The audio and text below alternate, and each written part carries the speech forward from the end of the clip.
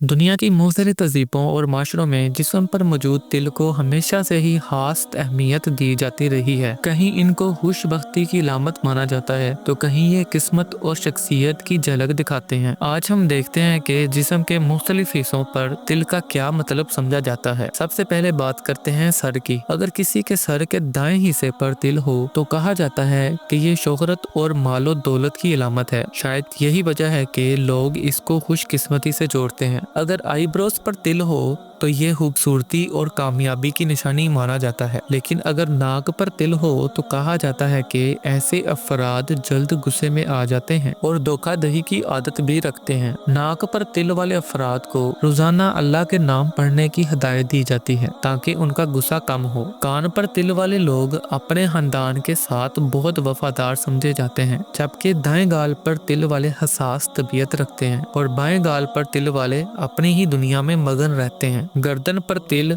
अच्छी शख्सियत की अलामत है और कंधे पर तिल जिम्मेदारी की। लेकिन अगर सीने पर तिल हो तो ये सुस्त और आराम तलब जिंदगी का इशारा समझा जाता है। ऐसे लोग सुस्त और आलसी होते हैं। ऐसे लोगों को रोजाना इस्तिग़फ़ार पढ़ने का मशवरा दिया जाता है ताकि उनकी जिंदगी में बरकत आए। उंगलियों पर तिल को माली मुश्किलात की अलामत कहा गया है और पाँव पर तिल को ज्यादा सफर की। बाजुओं पर तिल हो तो इसे बहादुरी और दलेरी की अलामत समझा जाता है। लेकिन ये याद रखना बहुत जरूरी है कि ये सब मुहिज रवायात और सदियों से चलती आई बातें हैं। इनकी सच्चाई हर इंसान के लिए मुख्तलिफ हो सकती है। असल कामयाबी इंसान के किरदार, मेहनत और अल्लाह पर भरोसे में है।